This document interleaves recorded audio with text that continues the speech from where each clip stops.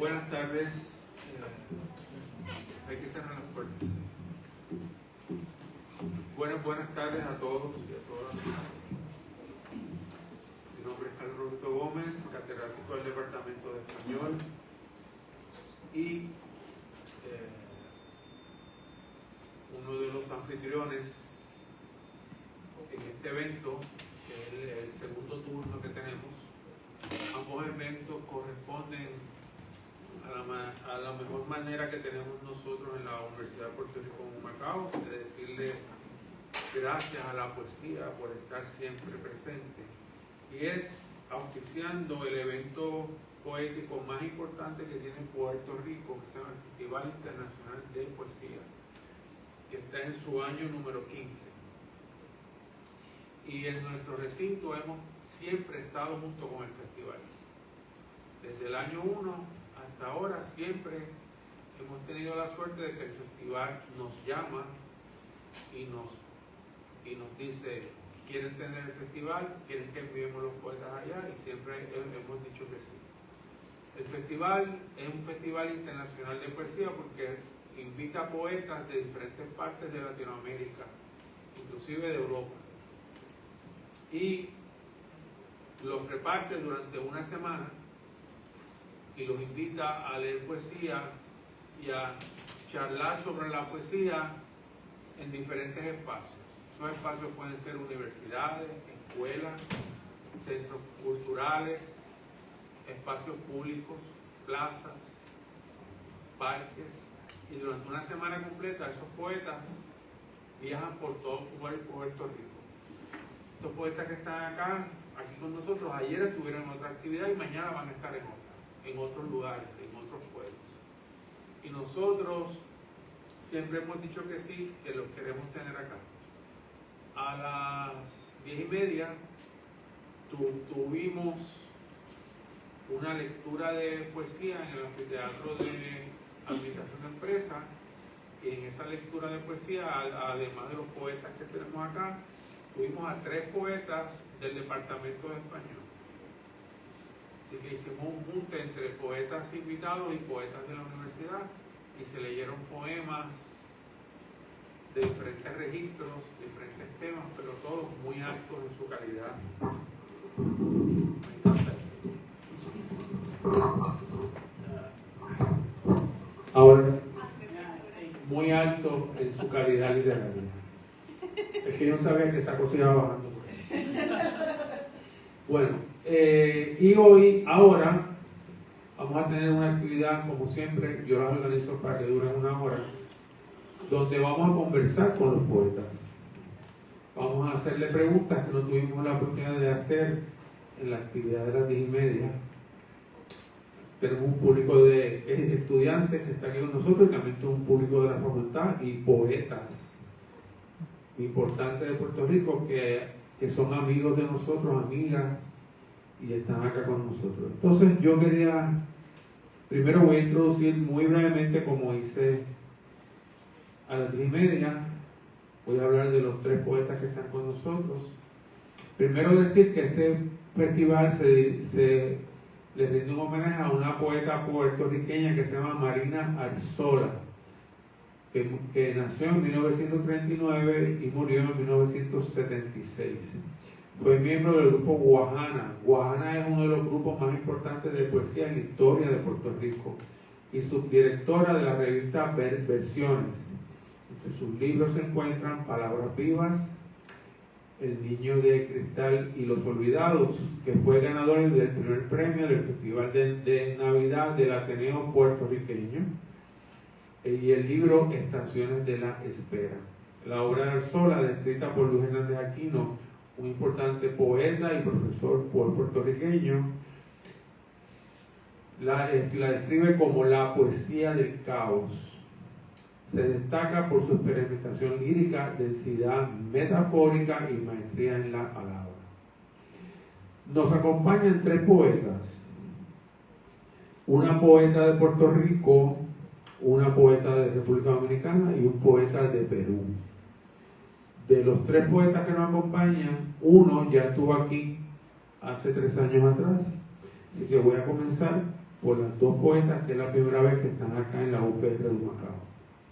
Lauristeli Peña Solano es dominicana, escritora, gestora cultural y docente. Entre sus publicaciones recientes figuran Incorrecta, o sea, los libros Incorrecta, Roja y Abyecta. Estudió comunicación social en la Universidad Autónoma de Santo Domingo, que es como decir la UPR, es la Universidad del Estado. Y de hecho, como tenemos estudiantes y de todos nos gusta ahí aprender, la primera universidad de América se hizo en República Dominicana. Y también se hizo la primera catedral de América. Así que en República Dominicana está la primera universidad de América y la primera catedral de América. Obtuvo el primer lugar en poesía en el certamen de talleres literarios y el primer lugar en ensayo en el concurso literario Escribir desde las aulas. Es cofundadora y directora del proyecto Anticano y editorial Anticano. Los talleres literarios, y aquí tenemos uno, se llama Círculo Literario. En República Dominicana los talleres son una institución, no de una universidad ni de una persona del Estado. Y el Ministerio de Cultura en su sombrilla tiene una parte dedicada a los talleres literarios. Un aplauso para Lauristeli Peña Solano, a mi extrema derecha. Al lado de ella, Cindy Jiménez Vera, es poeta puertorriqueña criada en San Sebastián de las Vegas del Pepino. En 2024 recibió la beca Letras Boricuas de la Fundación Flamboyant para las Letras y de la Fundación Melo. En el 2023 ganó el premio Prix del concurso de poesía en francés Dis-moi Dix Mont del Ministerio de Cultura de Francia en su edición en Puerto Rico. En 2021 estuvo nominada para el Pushcart Prize de Estados Unidos en la categoría de poesía. Es autora de los libros De Cambio a esta isla, de una edición bilingüe, No Lugar, Islandia, 400 soles y Tegucigalpa. Un aplauso para Cindy Jiménez, por favor. Y nuestro poeta que viene desde un poco más lejos, bastante más lejos, un poquito más lejos, es una ciudad importante. De hecho, aquí hay estudiantes míos y ellos tienen que hacer ahora unos trabajos, una monografía que incluye un poema de un poeta peruano. ¿De quién? No hay nadie que está trabajando con el poeta peruano. César Vallejo está incluido en la lista de poetas que ellos tienen que trabajar. Óscar Fernando Limache Ruiz es peruano, profesor y director del Centro Internacional de Cultura Novus Orbis.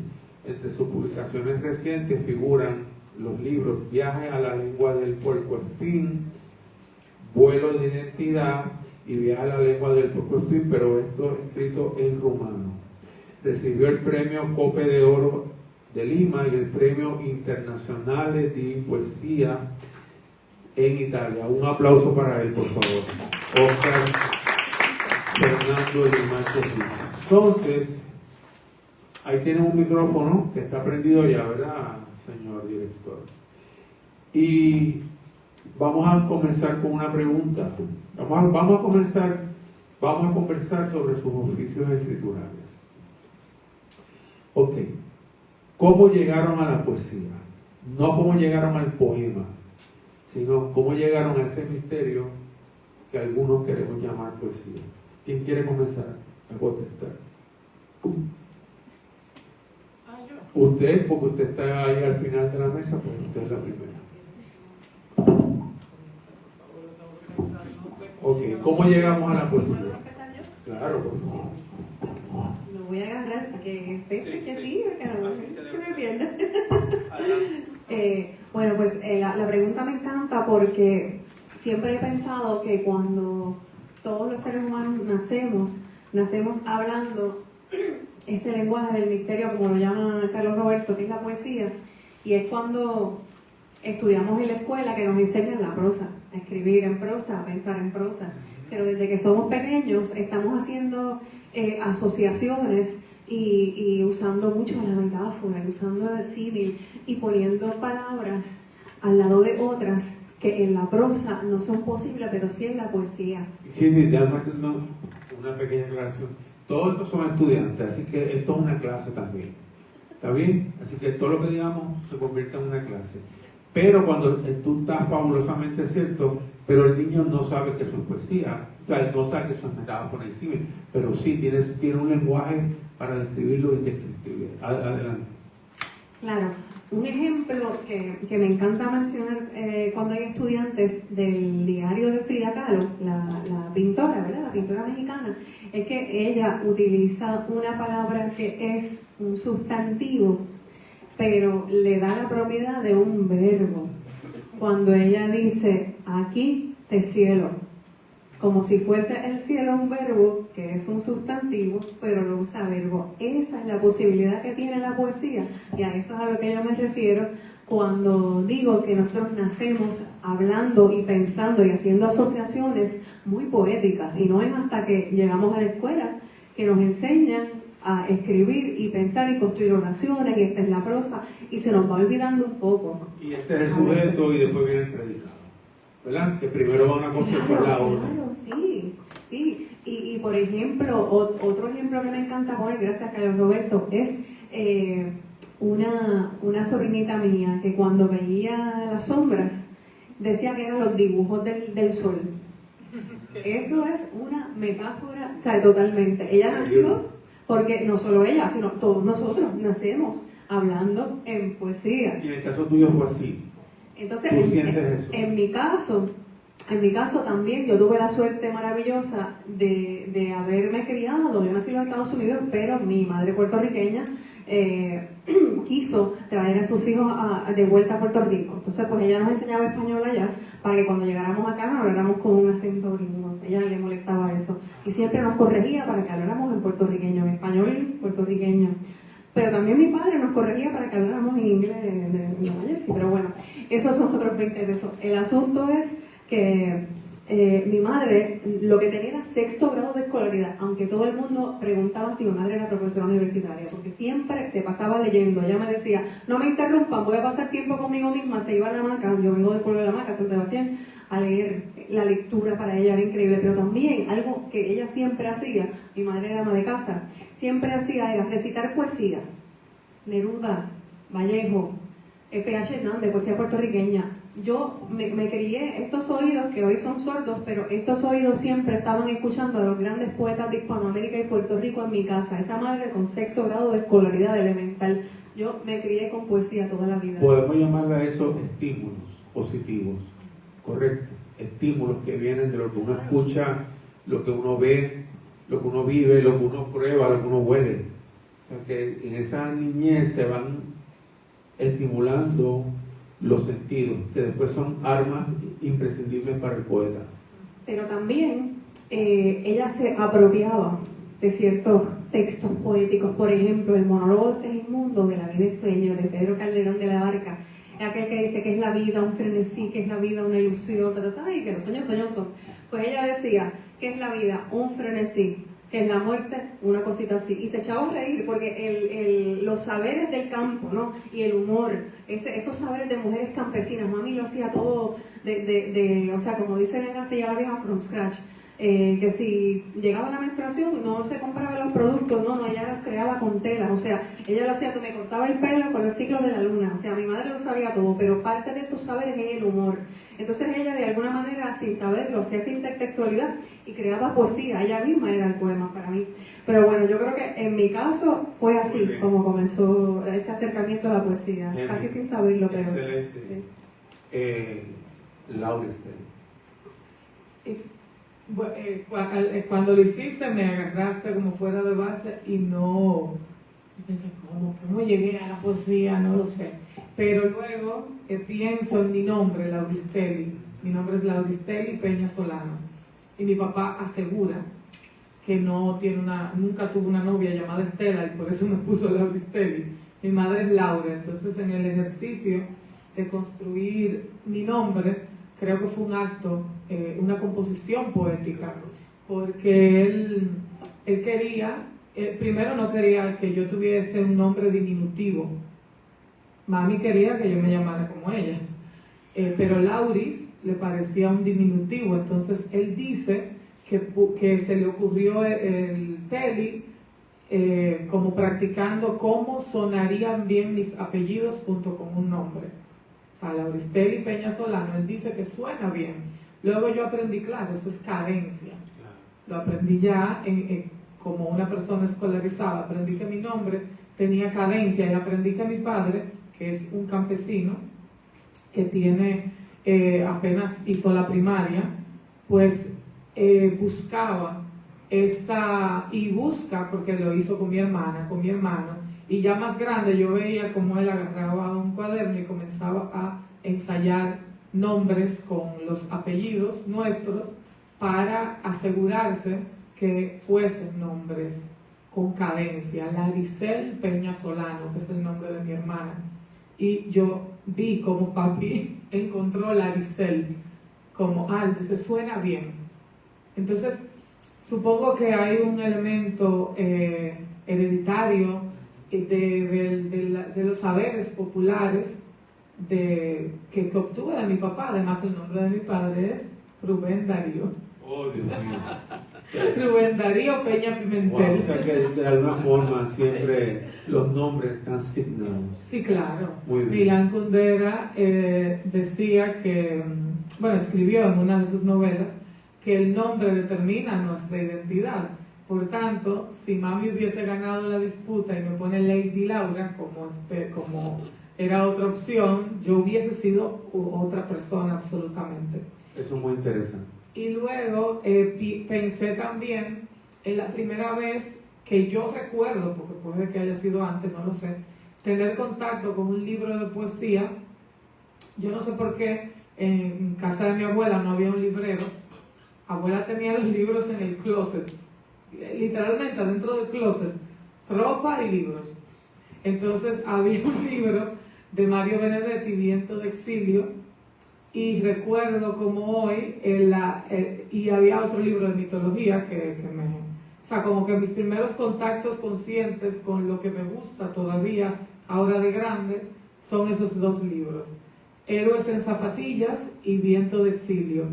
Y recuerdo comenzar a leer a Benedetti y enamorarme por ese modo de expresión que es la poesía, gracias a ese libro de Benedetti. Muy bien. Oscar. Bueno, mi abuela materna, que nació en una hacienda azucarera y no pasó del segundo grado de primaria, y yo le preguntaba, ¿y por qué no te gustaba estudiar? Me decía, sí. Pero mi papá decía, ¿para qué vas a ir al colegio? Allí no te van a enseñar a planchar, a lavar, a cocinar. Entonces la quitaron y los hombres fueron al colegio y ya no. Sin embargo, mi abuela, en su sabiduría, me regaló varias cosas que todavía me acompañan. Son regalos que no me han abandonado nunca. Y no sé si ella intuyó que yo iba a disfrutar eso a lo largo de la vida, o a partir de ese regalo yo quise cumplir que tuviera sentido esos regalos. Me regaló mi primer viaje. Yo tenía 4 años y medio y me regaló una playa donde ella había sido feliz de adolescente. Me regaló una cámara fotográfica. Yo estuve tomando fotos, ¿no? Y la primera foto que tomé fue en un viaje. Me regaló un curso de idiomas y ahora me dedico a traducir y sigo traduciendo. Me enseñó a leer en la cartilla. En esa época era el ABC con animalitos y todavía sigo leyendo. Y me regaló una enciclopedia, que había historia, había cosas, pero había una sección de poesía. Y ahí me tropecé con cosas que yo no entendía. Agricultura de la zona tórrida, por ejemplo, de Andrés Bello y cosas así. Pero hay un poema que a mí me llamó mucho la atención, llamado Nervo, que se llama En Paz. ¿No? Es un hermoso poema, pero yo no entendía mucho, porque yo tenía 10 años. Tenía 10 años. Ahora, hace poco que lo he vuelto a leer, ya al borde de lo que él mismo decía, lo siento tan intenso eso. Así que, digamos que me había regalado la poesía también ella, pero yo no era consciente de ese regalo. Y por supuesto en el colegio Becker y Neruda y todo lo demás. Pero yo creo que mi hallazgo de la poesía se produjo en una circunstancia muy peculiar. Lima no tenía teléfonos. Lima es la capital de Perú. Donde yo nací y he vivido todo el tiempo.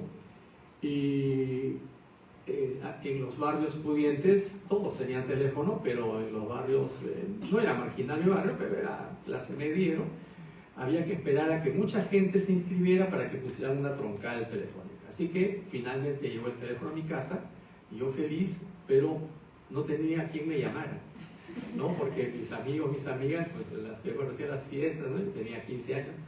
Nadie tenía teléfono y eso de salir a la calle y gastar su moneda. Sabes que estás contando un cuento genial.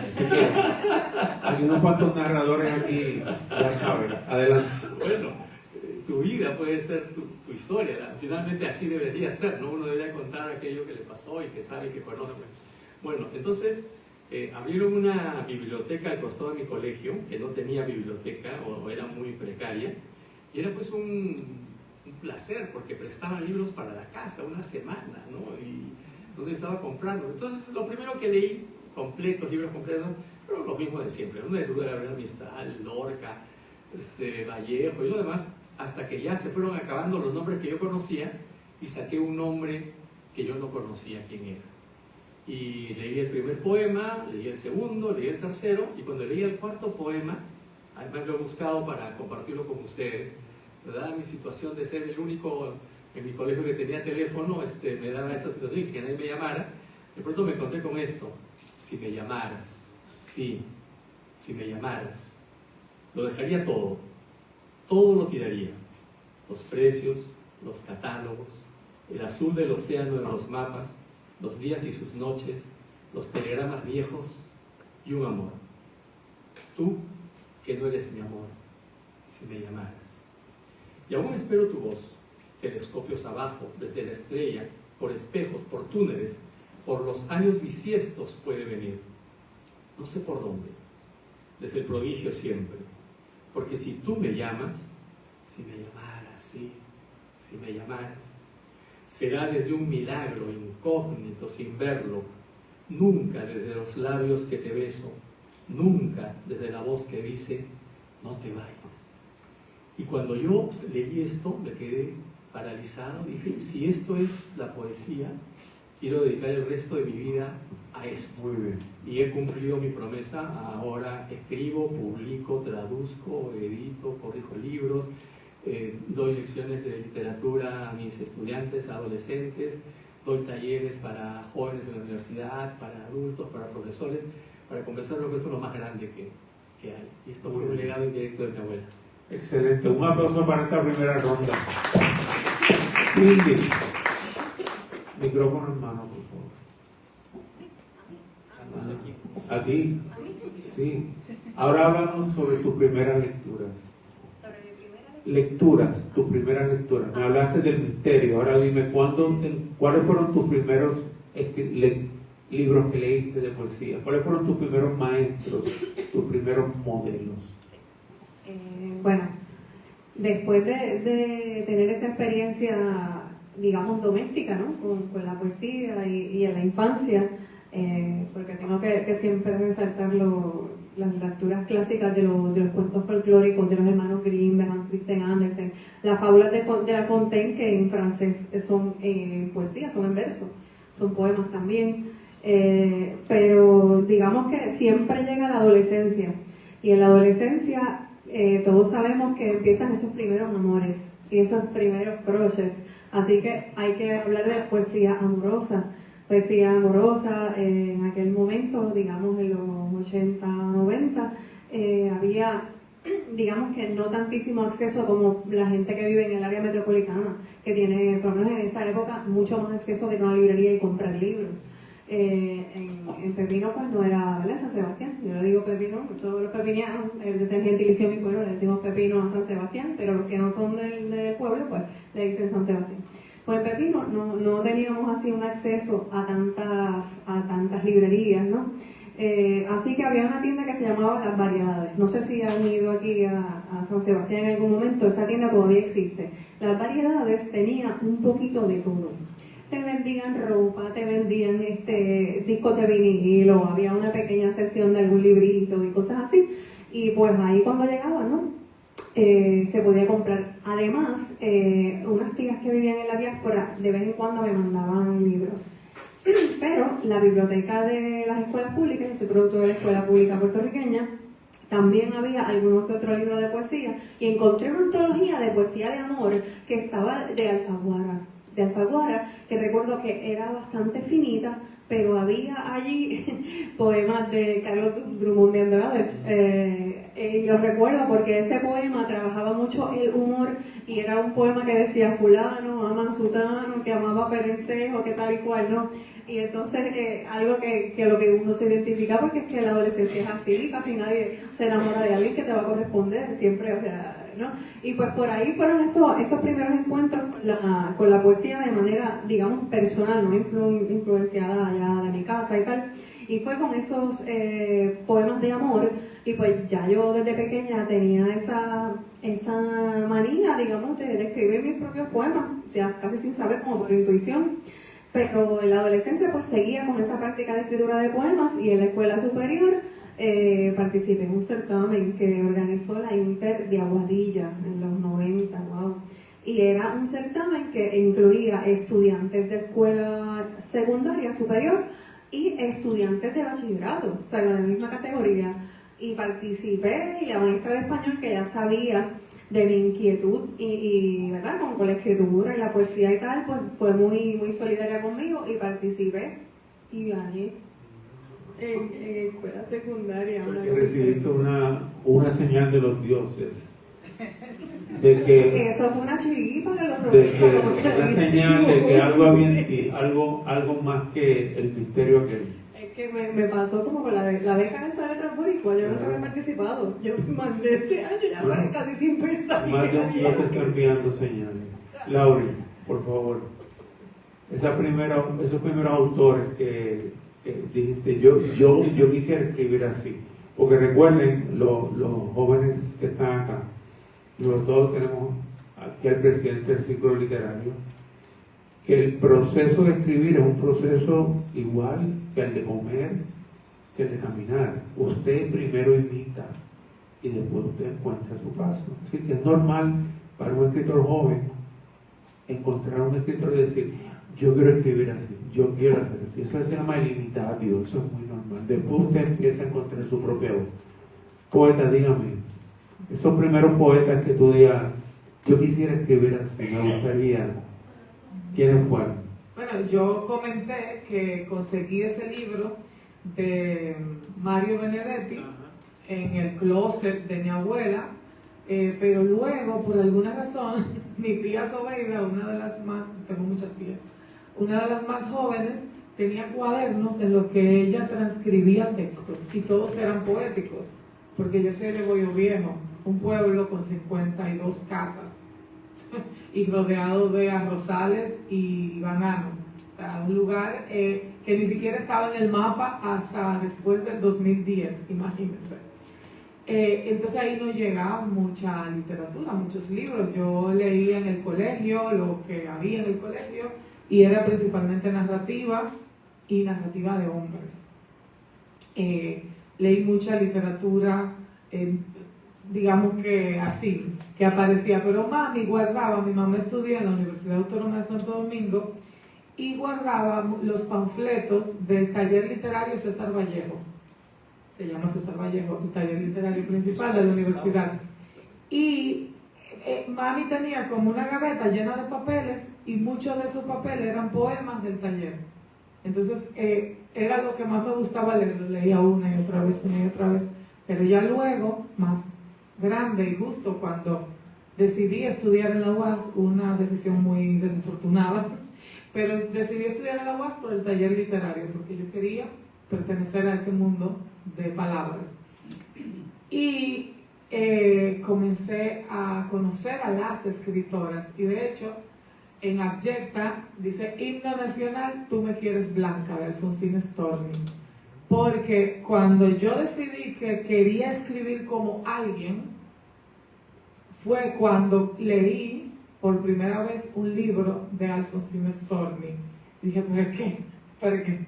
Esto es lo que yo quiero expresar cuando escribo. Hace un paréntesis importante. Hay una distancia, hay una distancia de tiempo entre Alfonsina Storni y tú. O sea, enorme. O sea, que esa mujer escribió en otro momento, para otro público, pero lo que escribió es tan poesía que sobrevivió el tiempo hasta llegar a ti. Y me interpela absolutamente. Todos los temas y la estética de Alfonsina Storni, pues me interpela hoy día, después de tantos años. Han pasado más de 20 años desde la primera vez que leí a Alfonsina, y aún así sigue siendo mi himno nacional. Claro. Por eso es lo que tiene el arte distinto a la diversión. La diversión dura un minuto, una hora, pero el arte dura para la vida. Y eso es lo que tenemos que tratar de distinguir y encontrar. Oscar, tú eres un super lector, y además, como tú tienes una experiencia cultural muy diversa, me imagino que has tenido acceso a cientos de escritores. Si tú dirías, este fue mi escritor tutelar, el primer escritor tutelar que tú tuviste, ¿quién fue? Mira, mis alumnos me preguntan cuáles son sus 5 autores favoritos. Yo tengo 67 autores favoritos, uno por año. No, pues, pero los 10 más importantes, ¿no? O sea, ¿por qué me van a obligar a hacer un top 10? Sí, pero ahora yo quiero uno para ellos. Uno para ellos. Sí. ¿Y por qué no varios para ellos? No, uno, dámelo primero y después me das el segundo. Me niego a eso. Vamos. Lo que pasa es que... dámelo en orden. Vamos. En desorden se lo voy a dar, ¿no? Son los autores a los cuales yo regreso siempre a leer. Vallejo siempre, Walt Whitman, Federico García Lorca, Giorgio Seferis, Salvatore Quasimodo, entre los que regreso también has mencionado ahí escritores latinoamericanos, españoles y europeos. Sí. Muy bien. ¿Y entre esos, si te quedas con...? No me quedo con todos, ¿no? No, esta manía de rankings, por favor, ¿no? O sea, no me adapto. No, pero eso no es un ranking, acuérdate que esto es una clase. Y ninguno de esos estudiantes que tú ves ahí, ninguno de ellos, escúchame, va a estudiar literatura. O sea, ninguno de ellos se va a graduar de aquí. Yo no he estudiado literatura. No, quiero decirte que ninguno se va a graduar de eso. Entonces nosotros tenemos que darle una selección para que ellos se alimenten. Cuando mis estudiantes me preguntan qué libro me recomienda para leer, no, yo les digo una de estas dos o las dos. El libro que puedas comprar, ¿no? O la otra es el libro que puedas entender. Cuando me piden consejos sobre esto, es decir, ¿cómo te voy a recomendar qué colonia vas a usar, ¿no? O sea, yo no sé tus gustos, ¿no? Entonces, exploren. Ahora para ustedes es más fácil explorar que para mi época, porque yo iba a las librerías con 14 años y inmediatamente venía Independiente pensando que me iba a robar los libros, ¿no? Entonces yo sacaba mis billetes y me iba digno, diciendo, miren lo que se ha perdido, yo les iba a comprar un libro, pero no, me voy porque han desconfiado de mí. Entonces, a lo largo de la vida yo he regresado siempre a los mismos poetas. Por supuesto, he ido descubriendo otros en el camino. Borges, poeta, a mí me motiva mucho.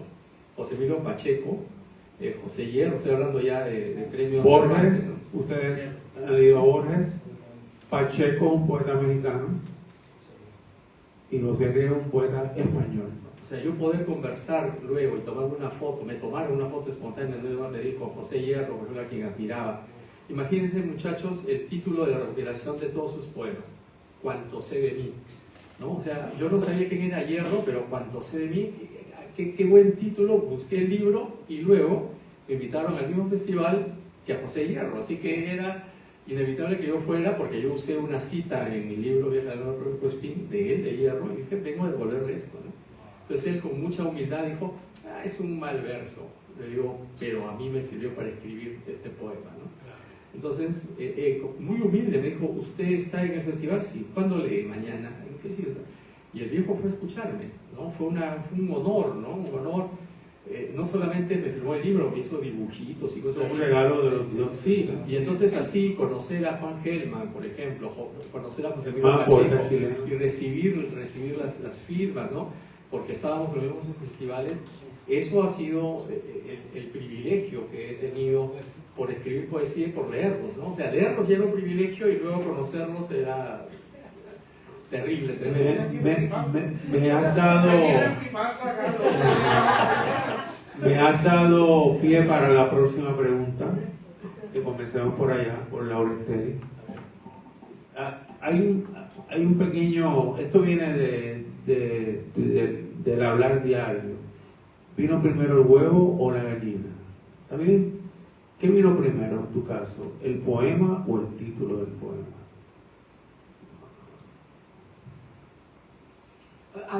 Depende, a veces llega primero una idea, un concepto que se convierte en título, y a veces pues llegan unos versos que luego se articulan en poema y hay que ponerle un título, o no, porque no todos mis poemas tienen un título. Explícanos eso. A ver, yo creo que... Eso es como tener un hijo sin nombre. Bueno, pues yo tengo muchos hijos sin nombre. Es que a veces yo siento que la poesía es como una filosofía encapsulada. O sea, un poema es una cápsula que se versifica de una reflexión muy amplia. Entonces, una reflexiona cosas y luego decide, en mi caso, estoy hablando de mí ahora. Eso es lo que queremos. Sí. Yo reflexiono en torno a un tema y ese tema se convierte en poema. De hecho, este libro, Abyecta, es mi diálogo con la filósofa Julia Kristeva. Bueno, no sé, quizás porque yo fui educada, mi mentora principal es Lucy Tania Martínez, que es una filósofa, y quizás tiene que ver mucho con cómo construyo mi mundo, pero así es como lo construyo. Tengo esas inquietudes, cosas que pienso, pero en lugar de escribir un ensayo, pues siento el poema y escribo un poema, aunque yo también escribo ensayos, pero escribo ensayos de cosas que no me interesa sentir, sino pensar. Entonces, a veces es solo un concepto como abyecta, el concepto de la abyección. Y ese concepto puede articular un poema o un poemario, como en este caso, o a veces no. A veces me pasa algo en específico, como el poema que leí de los piropos, y en un solo día, todos los piropos yo los recogí en un día, en un ratito. Yo iba a la universidad en bicicleta y escuché todo eso, me persiguieron, pensé que me iban a violar, y yo, me van a violar. Y luego llegué a la casa después de tener esa experiencia. Entonces, para exorcizarla comencé a escribir y luego lo titulé. Entonces son procesos diferentes. A veces llego una experiencia, la escribo y digo, bueno, hay que ponerle un título o no, y a veces es un proceso conceptual en base a una sola idea, como el libro de las maldiciones, como he reflexionado mucho, entonces lo traduzco a la poesía. Cindy. Sí, pues en mi caso yo estoy muy de acuerdo con Laura Esteli porque hay poemas que por alguna razón, y pasa a veces como con el proceso de la escritura del stand-up comedy, del humor, que a veces se tiene el punchline o la última línea, ¿no? Pero el final, sabes cómo termina la historia y se trabaja la construcción. De hecho, Julio Cortázar a veces escribía cuentos así, sabiendo el final y luego... O sea, que para que ellos tengan claro que a veces un poeta tiene claro el último verso, pero no tiene el cuento todavía. Y construye a partir del último. Claro, y es como llegar ahí. Así que en ese caso podría ser que el título se escoja después.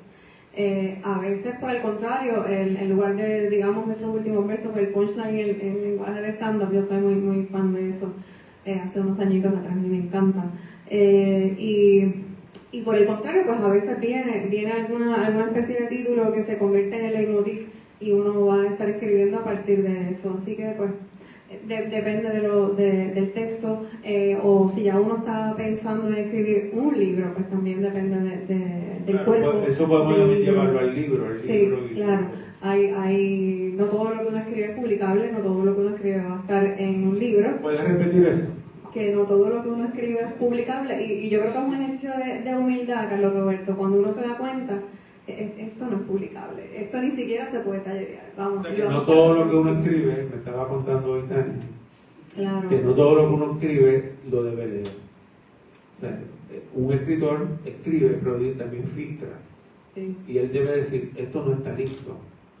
Sí. Y en ese sentido, lo de que vino primero, como tú decías, el huevo o la gallina, el huevo o la gallina, pues yo creo que va a depender del nido, digamos, el libro, o del proceso, porque es que también, no sé si aquí mis compañeros escriben a diario, yo sí escribo a diario, y repito, no todo es publicable, y mis libros son súper cortos, son muy pocos libros, y yo no publico todos los años, o sea, para que tengamos una idea de cuán, digamos, exigente a veces el poeta puede llegar a ser con su obra, en ese sentido. Gracias. Oscar, reúne todo lo que se ha dicho y Para- dime lo tuyo. Para mí siempre ha sido claro que primero fue la gallina y después el huevo.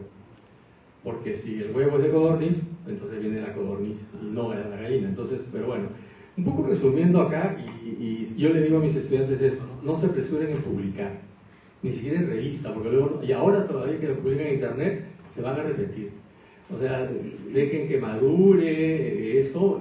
Este libro me tardó 11 años, creo que me demoré demasiado, pero todavía puedo leerlo sin sentir vergüenza, ¿no? Muchos años después.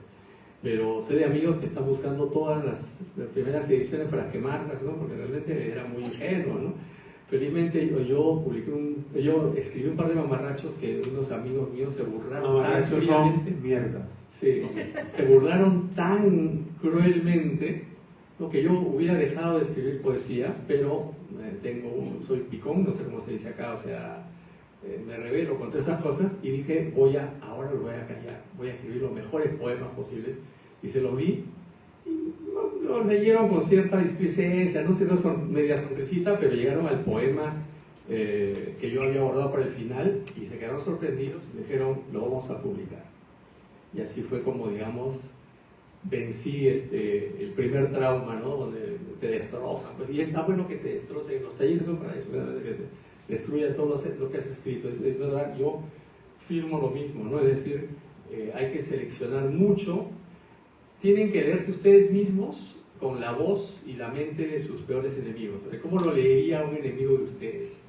¿No? ¿Cómo destruiría eso? Entonces ustedes sean los mayores críticos de ellos. Bueno, mis procesos no son así. Hubo un tiempo en el Perú en que todas las noches había un estallido de una bomba, había apagones, había incendios, había muertos, había mucha violencia, y eso en Lima. En el interior había matanzas, Sendero Luminoso mataba campesinos, Sendero Luminoso era una guerrilla. Y por otro lado el ejército peruano mataba campesinos y gente del pueblo también, así que las víctimas siempre eran las mismas, los victimarios eran distintos. Entonces yo trabajaba hasta las 10 de la noche, llegaba a mi casa a las 11 de la noche a cenar, y esa era la hora del noticiero. Y era sangre, yo cenaba con sangre, matanzas, estallidos, muertos y lo demás. Así que pasada la medianoche yo me iba a mi cuarto indignado, cargado de indignación y con ánimo de registrar todo eso que había visto. Entonces yo tenía un cuaderno y escribía todo, pero como estaba muy cansado y tenía sueño, escribía casi taquigráficamente, o sea, cosas muy, muy breves que cuando pasaban los meses y yo me volvía a leer, decía, ¿y esto de qué estoy hablando acá? Incluso todavía conservo esos cuadernos, ¿no? Yo seguí escribiendo a mano hasta llegar al cuaderno 26. Eran de todos los tamaños, libretitas, cuadernos grandes, chicos, cuadernos de colegio, etc. Y en el 26 me planté, dejé de escribir a mano. Y bueno, entonces hay nombres en esos cuadernos que yo no sé quiénes son. Y para ellos eran muy importantes, ¿no? Personas, hombres, mujeres, gente, ¿no? También consignaba mis lecturas, todo estaba escrito ahí, eran como unos diarios. Pues bien, eso fue el germen de este libro Viaje a la lengua del puercoespín, ¿no? Que me tomó 11 años escribirlo, corregirlo, pulirlo. 11 años escribir un libro de poesía. Entonces, pues bien, ¿cómo procedía? Tomaba de la vida, la resumía, y luego cuando yo ya no entendía a qué me refería, sabía entonces que eso era válido para cualquier persona, que eso que había escrito valía para alguien que estaba enamorado, para alguien que sufría la muerte de un ser querido, etcétera, porque era la vida la que estaba allí puesta, o por lo menos intenté hacer eso, ¿no? El libro que leí en la mañana, Vuelo de Identidad, y Viaje a la lengua del puercoespín, fueron escritos en paralelo, pero el que leí en la mañana lo abandoné, y siguió su marcha y finalmente obtuvo un premio en Perú. Muy bien, muy bien. Un aplauso para esta ronda. Vamos a, prácticamente estamos terminando. ¿Qué les parece si leemos un poema cada uno para que el público, que no fue necesariamente, algunos están aquí y gracias, estuvieron por la mañana y están aquí, pero otros vinieron ahora. Así que preparen que sea un poema cada uno para leerlo. ¿Qué les parece? Ok, adelante, poeta.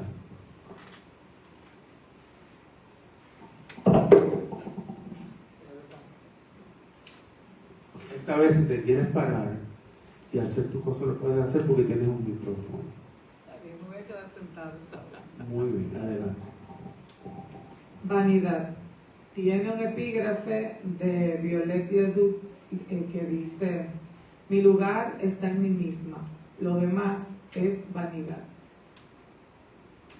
Mi lugar no está en un cielo sin pájaros o en un bosque sin fieras. No habita en los libros de historia ni en las líneas al margen de la biografía de un gran hombre. Mi lugar no está en el neón, en el celofán, en el asfalto. No está sumergida en un romántico y misógino corazón. Mi lugar está en mi carne, en el acertijo de mi existencia. Todo lo demás será siempre vanidad. Gracias, un aplauso. Sí. Bueno, yo quisiera leer un poema muy viejo, pero le tengo un cariño enorme, y aprovechando que tengo a un poeta peruano a mi mano izquierda, pues te lo dedico a él. Se titula 400 nuevos soles. Es la moneda de Perú.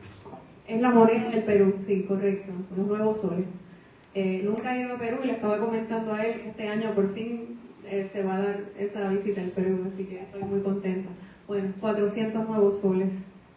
Un periódico latinoamericano informa que Perú ofrece una bonificación de 400 nuevos soles a los empleados de gobierno que obtienen un grado universitario. Tengo 3 de esos. Si hago la conversión de moneda, 400 nuevos soles peruanos son aproximadamente $153 estadounidenses.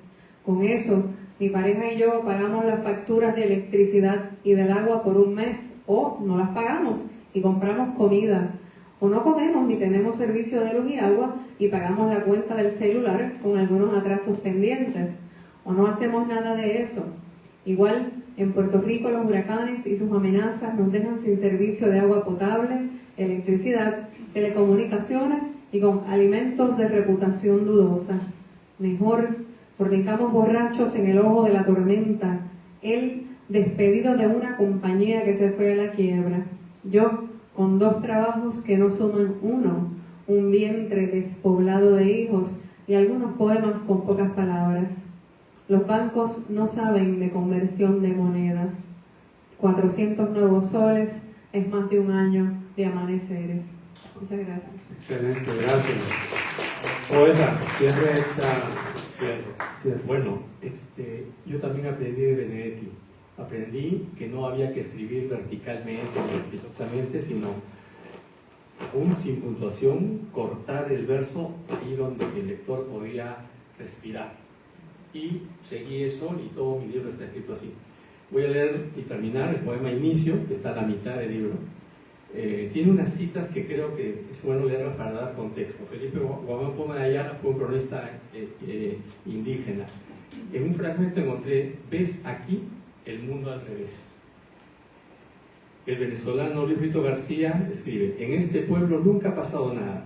Esas historias que alguna vez me has oído contar son inventadas.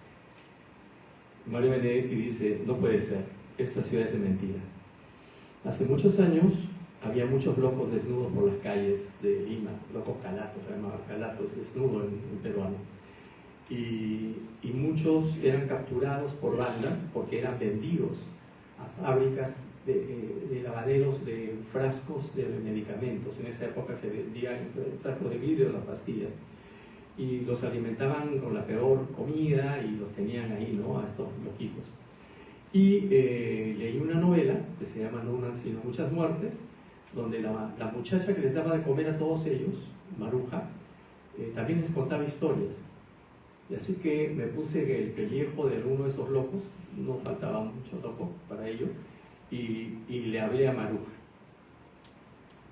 ¿Cómo seguir entre los recodos con mi cara larga y con mi perro en brazos?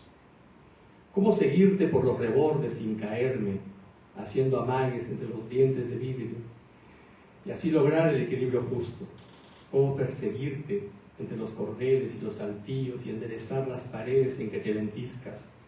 ¿Cómo saber las rendijas, los recovecos, para descubrirte blanca en el algodón de los árboles? ¿Cómo escucharte la vieja madrina o la tía desolada, la soledad del niño que duerme fuera de sí, la luz amarilla de las lámparas, los magos que inventan los parques por las noches, la cadena de historias que nos atan como cuentas? Nunca oímos de la calle, ni de las mujeres que lavan sus riberas, ni de los montes de desechos que nos nublan la vista. Solo hemos guardado cicatrices apilándolas como piedras preciosas, cáscara sobre cáscara, para el postre de la tarde. En este cerco no hay jardines, ni macetas, ni hay pavimentos de espejo, solo baldazos de lejía que endurecen la tierra, solo un cerro de cristales que nos desdoble el viento, la noche que baila en los cilindros con sueño de naranja, este sol que nos seca a mediodía, ese portón que nos separa del aire.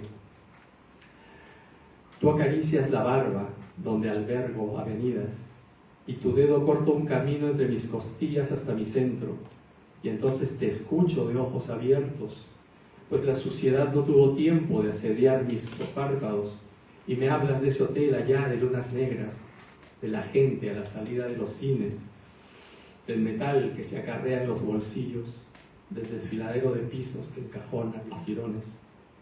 Mis piernas se detienen en tu voz y me asombran los zumbidos de otras voces que en las pistas paralelas me contaban sus historias. ¿Has visto al humo expandirse en el corazón de los tubos? ¿Has caminado la antesala de resortes, las oscuras cavernas de los rayos X? ¿Te arrastraste enferma en agonía hasta el teléfono? ¿Conoces los traqueteos del pulso o el calibre de los muertos? Creo que entiendo cuando me hablas de ascensores. Siempre me trajeron los techos como a un suicida. Cuéntale a los otros la bruma del precipicio, la cremallera de las puertas o la simpleza del hábito. Tráeme la calle que baja la muralla. Deja los camiones y los acueductos, las risas llenas de zanjas o el grito de los frenos sobre tu espalda. Ven, y que tus palabras se mezclen con mis ojos, para que tú también te oscurezcas con la noche, para que si prendemos fuego al cerco, no nos quememos, Maruja.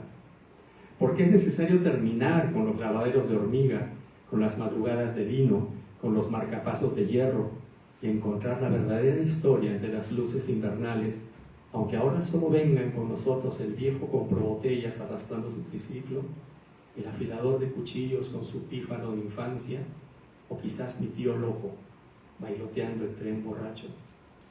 Ven, caminemos sobre los desmontes, por las paredes traseras de las fábricas, hacia los traspatios tranviarios que abandonaron sus rieles, hacia los postes telegráficos que se pierden por el puerto, hacia los pueblos que crecen adolescentes sus umbrales, junto a la sequía ribeteada de asfalto que tú y yo recordamos, caminando entre la neblina, hacia la inmensa armadura de ladrillos rojos, o barras metálicas, o papel periódico, porque hace mucho que no estamos locos, porque el mundo vive y nos llama desde dentro, porque esta ciudad es de verdad, Maruja, o quizás es de mentira.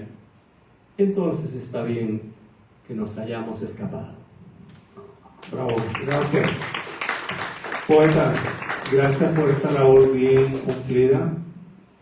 Con esto cerramos nuestra participación. No se vayan, queremos una foto con ustedes acá. ¿Está bien? Los poetas queremos una foto con ustedes acá. Gracias por estar acá en la Universidad de Puerto Rico en Humacao, en el 5º Festival Internacional de Poesía. El Departamento de Español da las gracias. Da las gracias al Círculo Literario, da las gracias a la universidad y los estudiantes que están acá, que algunos estuvieron gracias a las 10:30 y ahora volvieron otra vez. Y para muchos de ellos, esta quizás es una de las primeras experiencias de escuchar a un poeta vivo. No por mucho tiempo. Porque han leído poetas en los libros, en la lectura, pero encontrar un poeta vivo de esta altura que ustedes tienen no es fácil. Un abrazo para todos y un aplauso para los estudiantes. Gracias. Vamos a tomarnos una foto, vengan acá al frente.